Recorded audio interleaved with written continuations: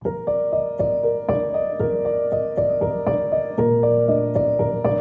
hasn't been asked a question yet. Here comes the Cheltenham Hill Society on the line between Cheltenham Hill Society.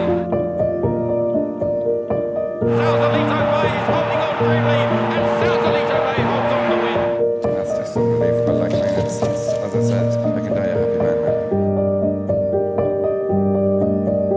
Go Native is clinging on. Go Native wins the Supreme.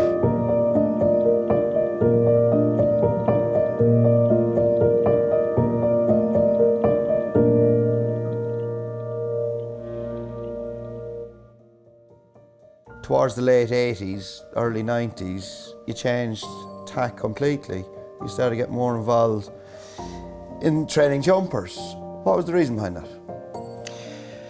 I'll tell you, I was doing the entries for the Curragh one day, and I sort of said to myself, this is not working. Like, I mean, here I am with all these horses, but all I'm entering is in handicaps. I have no chance of getting anywhere, getting up there. And at the time, I had a couple of reasonable clients.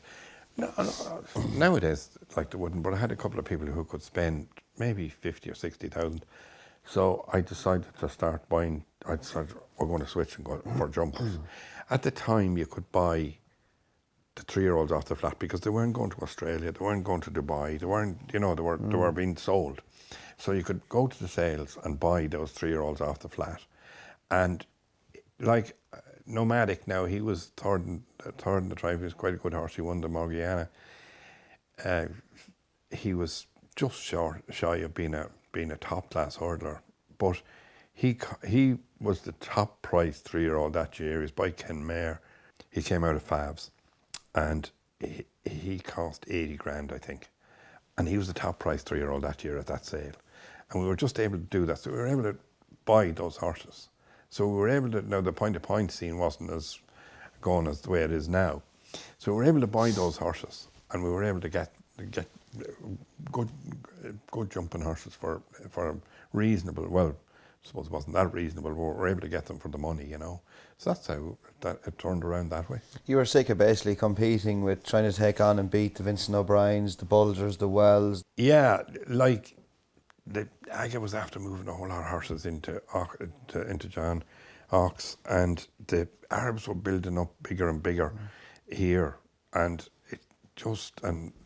Vincent was what he was, and it just seemed the right thing to do. It worked anyway.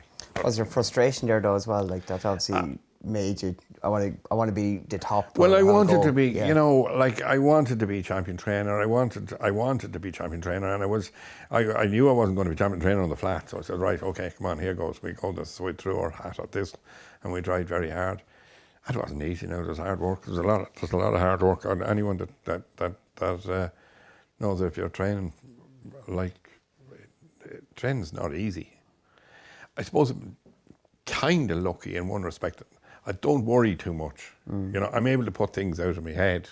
I'm able to sort of relax for a while. But it can get you down if you're, because every time you go into the yard, every day, you'll be guaranteed there's some little thing wrong. It might be only a little thing, or sometimes it's a big thing, but there's always something that you think shouldn't have happened or should happen, or, this horse is a little bit off, or he's off his feet, or he's got a bruise in his foot, or just when you think you're going somewhere. So there's always something to put you down. So you just have to be able to sort of balance yourself out and keep going, Do you find that comes in waves? You get a good run, a bad run? Isn't it? That's what happens with everybody, I think. You really feel that your ducks are drowned. Like, it gets to that stage that nothing seems to go right, that there's no question about that happens. Has there ever been days that you said, right, I'm going to do something else, I can't do this anymore?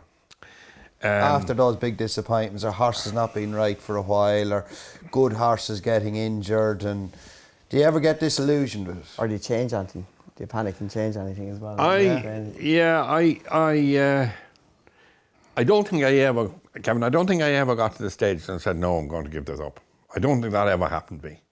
I have been, I remember coming back from Cheltenham. We were Tiananmen Square was after running in the bumper, and Montellado beat him. And Gillian was driving the car. It was a hired car, and we were going up the road. We were beaten. He beat us 10 lengths, and we were 20 lengths clear of the third, right? And we were going up the motorway, and I was going, and I I hit the windscreen with my fist and shattered the windscreen. Could you believe it? In the middle of the match, and the breeze coming in, we had to go on to that. Anyway, that was it. But and I'll never forget her saying to me, she says, "But sure," she said, so look what he said, "Wouldn't you been a lovely winner without your man?" I said, "That's when I hated, I think, that's when." Yeah, look at you come home from the races sometimes in very bad form. Oh my God, you really feel, I don't know what this is about at all. You know, it does get you down like that, but you have to just sort of balance yourself out, and it's not easy. I can fully understand how fellas can go out of their mind at it. You know, it isn't easy. Funny, I was telling someone today a story about Nina. When Nina was with me, Nina we used to come in at lunchtime, and Nina would be going, "Oh, what are we going to do with this? And what are we going to do about that?" And I'd say, "Nina, will you forget about them horses there for an hour or two? We'll talk about something else." Because, you know, you'd want to get them out of your head, you know. I'm sure you're the same yourself, Fran, when you're riding. Got to switch off at some point. Oh, God, yeah. If you're like, I mean, I don't know anybody, whether, no matter the best of them, I'd say, had to do that. And it must, I know the likes of some of the brilliant trainers we have now, they must be able to, they must go half scatty if they're not able to switch off, you know. And do you find in the modern age so much information? Noel Meade, you haven't had a winner for 3 months, 99 days. Everyone knows if you're going bad. Do you know, in maybe before that you could gloss it over a little bit, but it's for any trainer, it's visible. To be honest with you, Fran, I never noticed that, and I never look. I don't even know in the paper where you find that information, so I don't know. It never bothered me. Like, I'd know myself. I'd know myself. I wouldn't have to be looking at it in the paper. I'd know myself that I'd be feeling it, but I wouldn't. It doesn't. The information doesn't. That information doesn't bother me as such. But what really amazes me is that you could be having a flying time, and you'd meet someone at the races, or someone, and they'd say to you, "You're not doing so bad," and you would think to yourself, you're flying, you know, and you might say, "You're not doing so bad," and then for the same thing, it happened in the reverse, where you be coming along and you're having a bad time, and you might say, "God, you're going well, aren't you?" You know, and but it's. I'm sure it was the same as being a rider, friend. Like, I mean, it's like being a chef. You're as good as your last meal. Like, you're after riding a winner, and isn't he great? And he's a brilliant rider, and this, that, and the other. And the next thing is, next week he get beaten a short head. Oh, that clown, he wouldn't ride Catty Barry, and you know, that's the same. Gone, we're the same, bottle gone. Yeah, well, it's the same training them. Yeah. You know, like after a while, sure, he's doing this and he's doing that, and he shouldn't be doing what he was and whatever, you know. Did you ever start doubting yourself off a bad run? So sometimes you would. Like I remember going into Christmas, one of the years, and we needed 1 to get to 100 for the year, and I'm thinking that we were going to have, over the Christmas, we were going to have raker runs, and at the end of the week, we won a beginner's chase in the north on Stephen's Day, and everything else either pulled up or stopped or whatever, you know. It just went bang, and I think we hadn't a winner then for about 3 or 4 months. It was an awful long time, and nothing went right. Now, maybe it wasn't that long, but then all of a sudden it comes back, and you should be pulling your hair out, but sure, that's the way it is. And going back to one of the questions Fran asked, did you ever panic and start changing things through frustration? How you train, how you feed them? Did you ever do that when you were going through that particular bad spell? Well, I'm very lucky with the staff I have. I have Paul Cullen, who's been in the yard with me since the beginning practically. Really? I have another fella called Damien McGillick, who's been in the yard for the last, 20 years as well. And then I have Emma as well, who's, Emma, I'm sure. Emma Connolly. They're 3 fantastic people. Like, they really are. Like, Paul just lives in the yard. He never goes to the races. He just lives in the yard, lives with the horses, he knows everything. He knows everything that's going on. So he, you know, you'd run something past him and he'd throw it back. And Damien is the same, Les, we call him. Les is the same. You'd run something past him and he'd, you know, they'd settle you down and keep going. And Emma's the same. Like, I mean, Emma's an absolute star. She's a fabulous worker and an absolute star. But those people, and there's a few others around as well, not just them now, there's a few others, but those three have been with me for an awful long time and know me inside out, and I know them probably pretty well as well, but they would keep you sort of on a level keel, but you do need someone like that as well, I think. So if you were thinking about half panicking, they'd say, well, no, just go back into the house there. Paul would be a bit like that now. Well, you need somebody like that, don't you? Absolutely. Absolutely. Actually, look at it. It's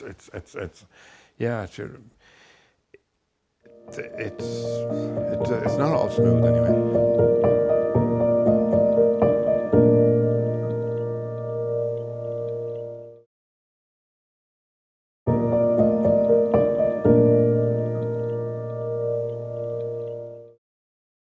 There, the 5-year-old is getting a very weary horse, and look at the charge. Mendes Mancino and Hill Society. It's going to be a blanket finish here. The strength of McCoy. Here comes Richard Dunwoody, Hill Society on the nod between Cheltenham and Hill Society.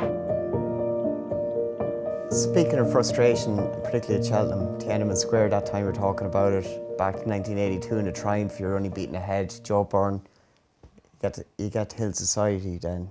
Champ leave, 20-minute photo finish. I never forget that. Funny, I was over we stayed with Martin Pipe for a night there last week, and we were talking about that. And Martin actually said to me, Dunwoody rode mine that day. And Martin came over to me when they were waiting on the result, and he said, I think you won. But as it happened, Richard said to me when he came in, no, and he said, I think I'm beat.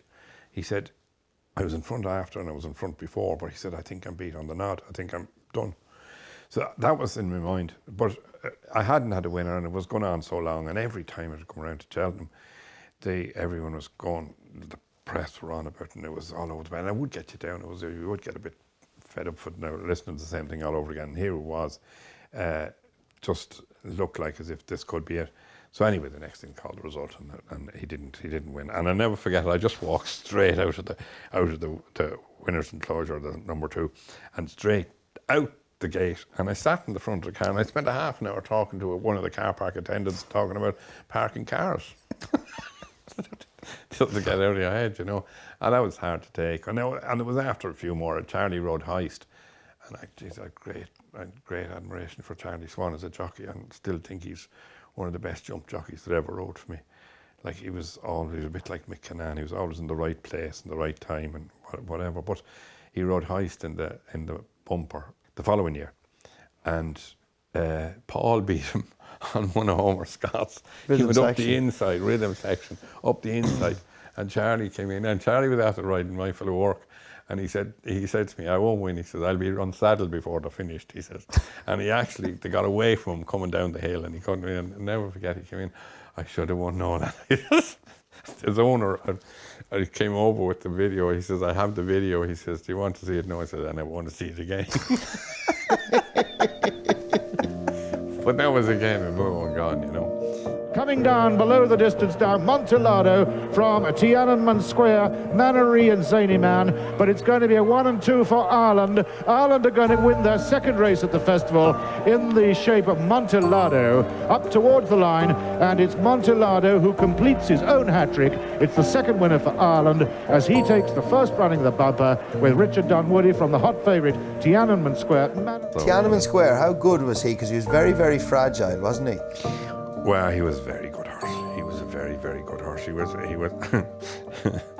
tell you a very good story now. Your dad comes into the reckoning in this one. Tiananmen Square was belonging to Paul Shanahan, John Magner, and myself. I owned half of him. And he was after winning his bumper in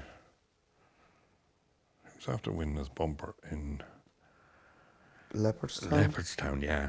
Was it Leopardstown? Did you beat Marcelli? One of Mick O'Toole's. No, no? they beat Marshall. That's the next race that's coming up. Where did he win his bumper? Did he win his bumper in Naas, maybe? He won his bumper in Naas. That's right. He won his bumper, 4-year-old bumper in Naas. And he came on to run in the winner's bumper in Fairyhouse. And Mako had Marcelli, your dad was working for Mako at the time. And I sort of thought our lad was fairly good. He was after doing a piece of work as a 3-year-old in Dundalk racetrack when it was a grass track, with a couple of others. And Graham Lee actually rode him in the piece of work. And Graham was light at the time when he was here, and I'd say he came home. He was only a 3-year-old. He came home, I'd say, half a furlong in front of everything else. And there was some very good horses in that piece of work. But anyway, he came out and he won. Young Tim was riding him, Tim Hyde, and he won. So he was going to Fairyhouse, and it was time for Noel to cash out of this fella, because like a half share in a horse is not something that Noel wanted, so he wanted to cash out. So anyway, we're going to the race. But that morning, or the morning of the race, John Magner rang me, and he said to me, Mako was very bullish, or it might have been the day before, he's very bullish about this horse. Mako was after selling his lad to Ben Dunn, and he's very bullish about this horse. He was after buying him off the Aga Khan. And I said, God, he must be very good, John, if he thinks he's better than our lad. He says, why do you think he's that good? Oh, I said, I think he'll be very hard to beat. Oh, he said, I'll ring him back and declare war. So anyway, that was it. We go to the races anyhow, we're going to the race, and I said to Gillian on the way to the races, I tell you what now, I said, we won't lie down on this fella at all. I said, if he gets beat, he gets beat. But as far as we're concerned, it's the best horse we ever had, or best horse that ever was on 4 legs. So I went into the T-bar before the first race, and your dad was there. And he said to me, I didn't think you'd take us on in the last. And I said, I didn't really think he was after winning. They were after winning the 4-year-old bumper in Leopardstown, which is obviously would always be the better one, And I said, actually, I didn't think you'd take us on. Why, says he, is he that good? Oh, I said, he's very good. He says, how good is he? And I said, he's as good as it. I've only seen one better than him anyway, says I to him, like that, you see. And he said, what was that? Can't think of his name. I says, can't think of his name. So anyway, I turned and I was walking out the door anyway. And as I was walking out the door, I looked around, Bobby, Talbot, Arkle. So anyway, and there's a photograph of it somewhere in the house. I said to young Tim, when before the race, I said, no, we're standing in the parade ring, and he's talking about this and that. I said, now forget about that other horse. I said, when you get to the third last fence, because my lad stayed really well, I said, you go for home as hard as you can.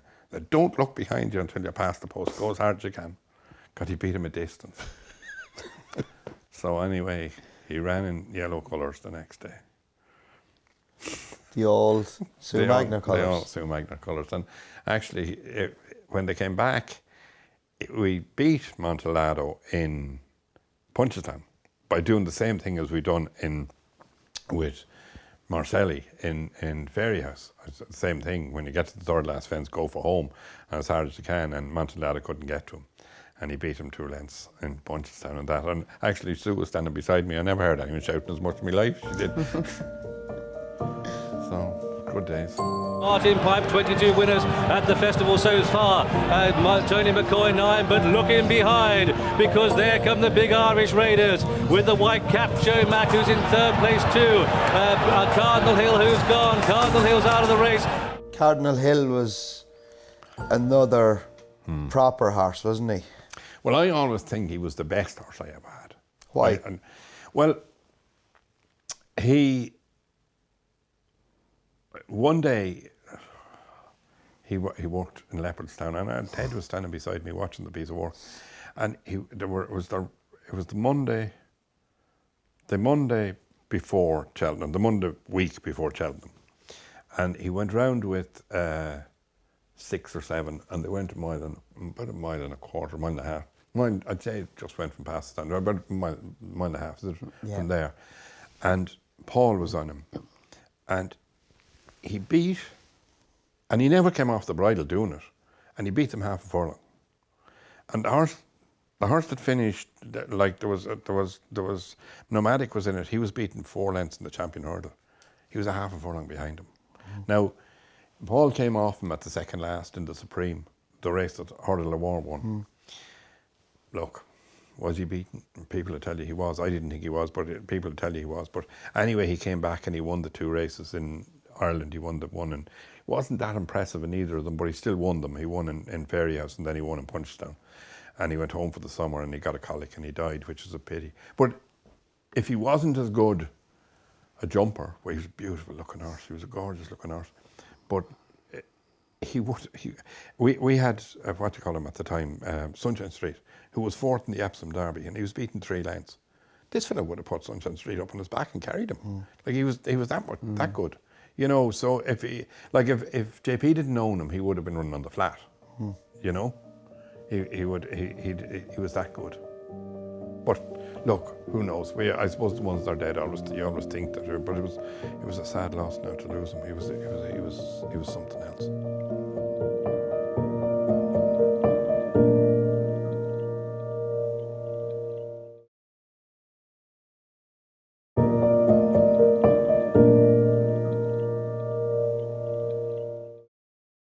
It's Sausalito Bay still in front from Fardanti Flyer. You'll Never Walk Alone trying to get on terms with his fellow Irishman. Best Mate coming home well under the stands rail. But Sausalito Bay is holding on grimly, and Sausalito Bay holds on to win.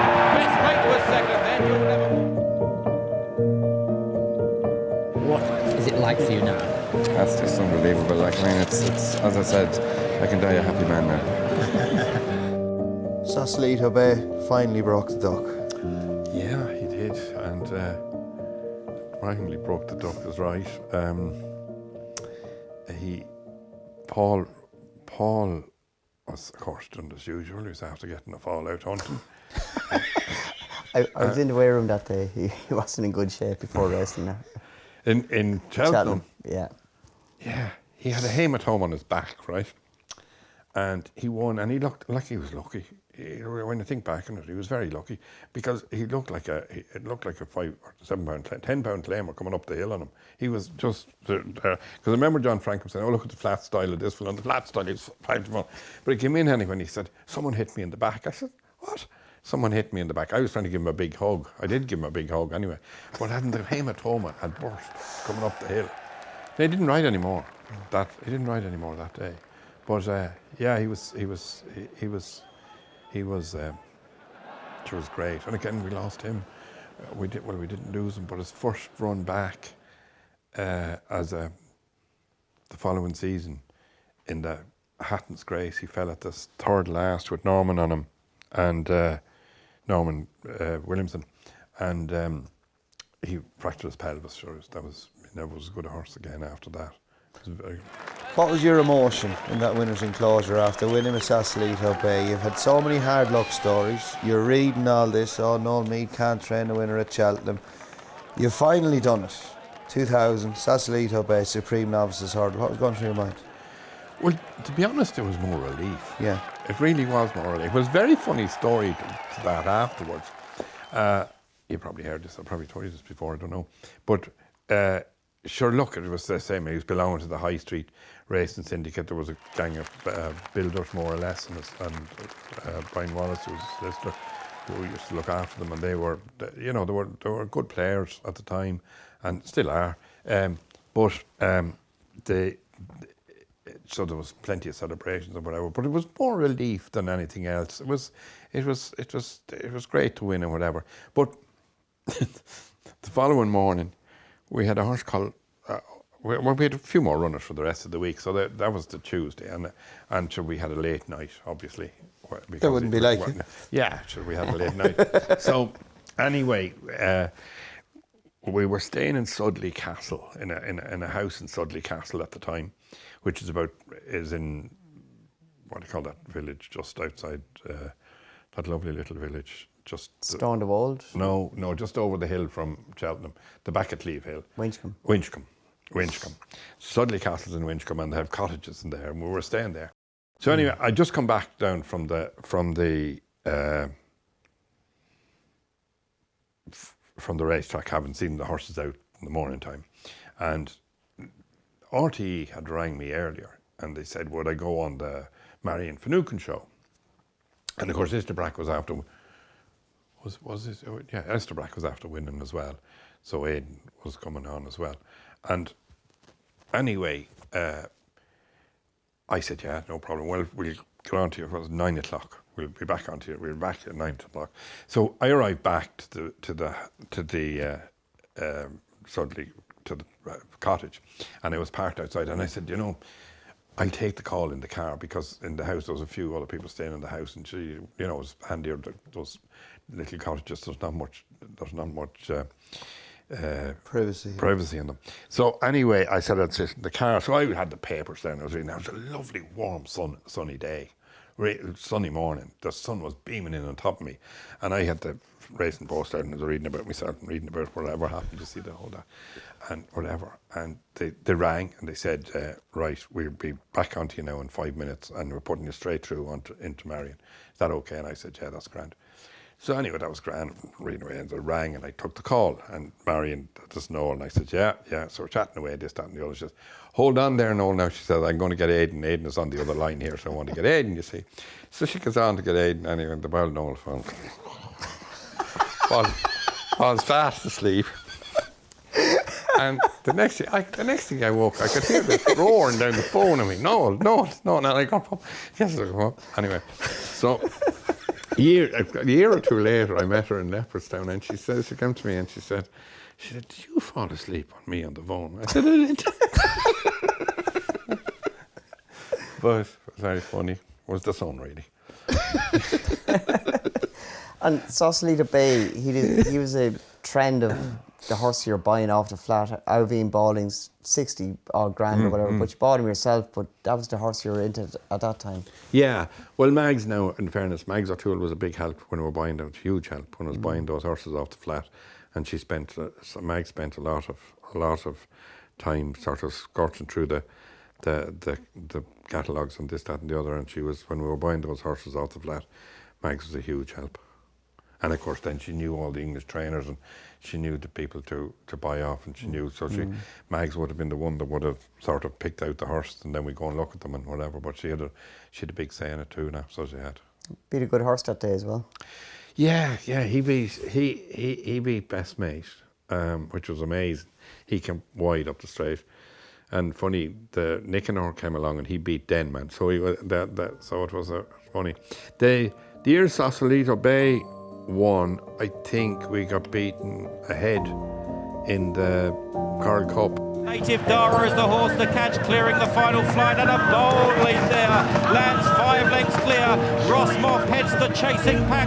Then Vanilla Man behind horses Brandon Court, and coming home very strongly. On the outside is What's Up Boys flying home. Native Dara dying. What's Up Boys is flashing home on the inside. Dig it up, What's Up Boys from Native Dara.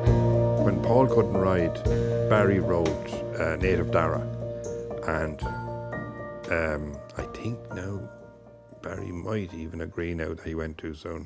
What's Up Boys? Hardly likely he would either. Now I haven't thinking about it. but anyway, What's Up Boys? What's Up Boys? Yeah, Paul Flynn. Flynners, yeah. Got up and beat him. But look, we were gone 5-6 clear or whatever, but if the other lad had ridden him, he might have won. But I suppose I better not say that. I have said it, haven't I? Well, you have said it. It's too late now.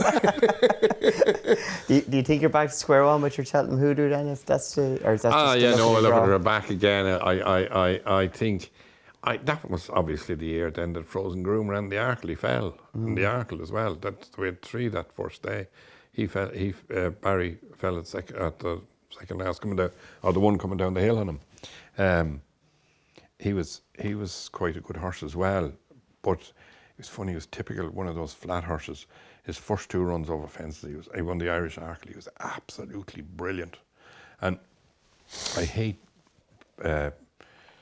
Peter will tell you, the cameraman. Peter will tell you, I don't like the horses going on camera when they're going to run, because I think it puts a block in them or getting their photographs taken or anything like that, you know. But Paul had asked me, would I let Charlie Brooks was writing an article for some paper, wherever paper he was working for. Would I let him come in? He was working on Paul, and could he come in one morning? So it was the last school that Frozen Groom was doing before he went to Cheltenham, and I said, "Yeah, sure, what harm can it do?" And I never forget saying it to Charlie. I said, "I've never seen this horse has never made a mistake." I said, "He's been unbelievable," and I said, "and his jumping, he's just incredible." But I said, "He's on the button." So the man went down to turned him into the first. There was 5 in a row. And he turned him into the first anyway. He half prop, stopped, just about got over, up the next, turned a complete cartwheel just where we were standing.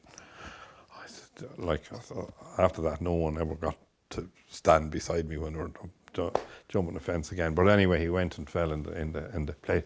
But he was, as I said, he was typical of those flat horses. They start off can be really good, and they can, and it's worse to get instead of better. I don't know whether they've ever noticed that with some of them, those horses off the flat. They can go out the first time over fences and they can be brilliant. And then maybe twice, 3 times. The next thing is to make a mistake. The whole thing changes.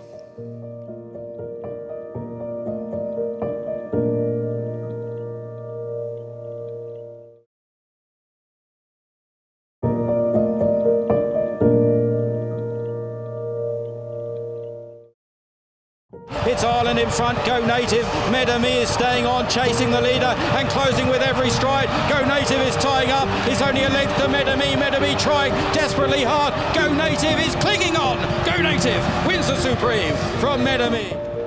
Go Native, he was another very good horse. He didn't really fulfil his potential. He got injured in an ill-fated injury, didn't he, on the Yeah, race course? he got a leg in the champion early. He made a very bad mistake at the first time round. Whether that's where it went wrong or not, I don't know. But he never travelled after that, and he was running for £1 million that day. Yeah. There was $1 million bonus, and he was. It was. I should look at it. He was a very good horse. He still won a lot of races. He came back. He did come back, Kevin. He came home with a leg. The treatment didn't go very well, and he had 2 years off, and he went back down Martin Cullinan down in Galway. That's where he came from, because he's belonging to people that own the Park House Hotel in Galway. And Martin took him back, and the famous John Warwick came and treated him. Martin sent him up to John Warwick and treated him, and he came right. And he came back into training. And a funny story, Martin rang me and he said, "This lad is all right." And I said, "He's not going to be right, Martin." That's because the vets had more or less given up on him. And he said, "I'm telling you now, he's right." And I said, "He's not. So his first canter he'll be wrong." Well, he says he'd done his first canter. I says, "When did he do that?" He got out with the walker yesterday. He says, and he'd done 3 or 4 rounds at the gallop flat out. And I says, "How is he?" He says, "He's all right. I'll be down for him this afternoon." So anyway, he came back, and I was adamant that I was going to have him fit the first day he ran, and he ran the Morgiana, and he went to the last with Hurricane Fly, and he stood back, just caught the top for his 2 front ones and done a complete cartwheel. But he got up and he was fine. Like, Hurricane probably would have beaten him, but he was going to run a hell of a race after being off for 2.5 years or whatever. But he came home, seemed fine. We didn't do much with him because he had the fall. Just trotted him around for a week and just took our times with him back. But he was perfect, and we started hacking him again. And I was talking to Martin on the phone, and he was coming up the gallop, just coming up to me. It was about 100 yards away from me, and we were talking about whether we go back to the Christmas hurdle in Kempton or not. Would we go to the Christmas hurdle? And the next thing, bang, and a stifle snapped. And sure, I presumed after that's he must have cracked it when he fell that day, the 10 days previous or whatever it was. Hairline fracture there or something. Yeah, there was a hairline there or whatever. Maybe it's not. Maybe it just happened. But it was quite incredible. I was talking to him on the phone, and the next thing is this happened. It was unbelievable. It was a sad loss now the same. But that does happen. Here comes the final flight. Hardy Eustace rises just ahead, but Archibald is cruising up on the bridle. Raving goes wider out, then according as well. Up the hill, 3 in a line here. Archibald hasn't been asked a question yet. In the centre, under a nice cool Carberry. Hardy Eustace still galloping. Hardy Eustace pulling it out from Archibald. Hardy Eustace defends his title from Archibald, who's flattened out in second. Then in third is Brave Inca. Cheltenham, Harchibald. Yeah, look,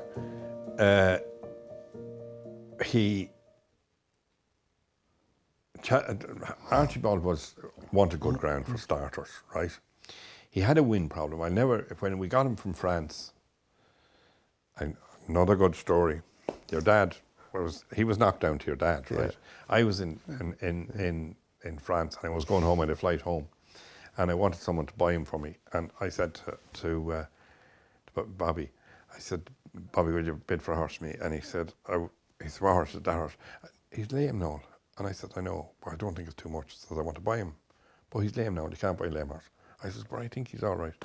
So anyways, every time he won anyway, Bobby's name was bought by Bobby Ryan. And the only thing Bobby told me to do was that he was lame and I shouldn't buy him.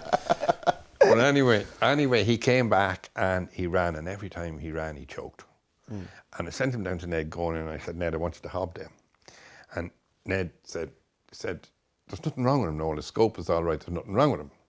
And he sent him back, and we ran again, he choked again. I sent him back down. I said, Ned, I want you to do him whether or which. I want you to hob them. So the hob did him, turned him inside out. He just turned inside out. But there always was, I always felt anyway, that's why his head used to come up, was because he wasn't getting enough air. Makes sense. Now, he wasn't as good on soft ground, there's no question of that. But Paul maintained that he was just, that 2 miles on just was as far as he ever would get, you know. He felt that champion hurdle, that he jumped the second last too well. He felt if he hadn't jumped the second last as well, and then the gap opened. If the gap hadn't opened, if he hadn't jumped the second last as well, he would have sat around the corner, and if he hadn't, and he'd have been able to come at them. Look, what happened. As I say, do I think it'd have done any different? He said he wouldn't, and he went to Punchestown where he said in his book that there was the only row we ever had. I'm not sure it's the only row we ever had, but I remember, saying to him, look, I said, take it up and, you know, have a go, and he did go on, and Colm's horse came back and beat him in Punchestown, and he was really annoyed with me coming back in. He says, never tell me what to do again. A few more explanatives as well with that, but anyway, he got beat. But he was still probably my favourite horse. And you know, everyone thought he was very fast. He wasn't really that fast, but he jumped so well. Yeah. He was never wrong at a hurdle, and your man had so much belief in him. Like, he could stand 3 lengths away from a hurdle. There's a photograph from jumping the last in the Christmas hurdle in Kempton against Rooster Booster, and he must be 25 feet away from the hurdle. Yeah. He was 30 lengths behind him turning that day. Yeah. 20 lengths anyway. Yeah, I was watching. Would you believe I've won the Christmas hurdle 4 times? Yeah, 4 times, 5. I've never been in Kempton. Really? That's right. Sure, false. Yeah. Yeah, and I've won the race in Newcastle 4 times, and I've never been in Newcastle. Fighting fifth. I've never been in Newcastle. But Paul always reckoned he was better on the flatter track. Yeah. And I'd say that's pretty right. Like, he was very good in Newcastle, and he was very good in Kempton. Although the day he got beat in Kempton by Strawbear one day, and Paul said the ground beat him. He said he was never going to win that day, even though. And the following day, I was in Leopardstown, and just to tell you how much Paul loved that horse, there's something that stands out in my mind about it. Strawberry beat him ahead, AP, and Paul never hit him. And I said, the following day, I said to him, why didn't you give him 1 or 2 anyway? And the tears actually came into his eyes, and he said, sure, he was doing his best. You know, he absolutely adored the horse. You know, he really adored the horse. He was so fond of him. But he was like that as a jockey anyway. He loved his horses. Going back to Harchibald, the champion hurdle, obviously Paul came in for a lot of criticism. Were you critical of the ride that day? Not on the day, no. And look, I always felt after it, when I looked at it again, if it went different, he could have maybe won it. But look, what can you do? Sure, pull your hair out. What do you do? I get over. The jockeys make mistakes, and I don't know whether he made a mistake or not.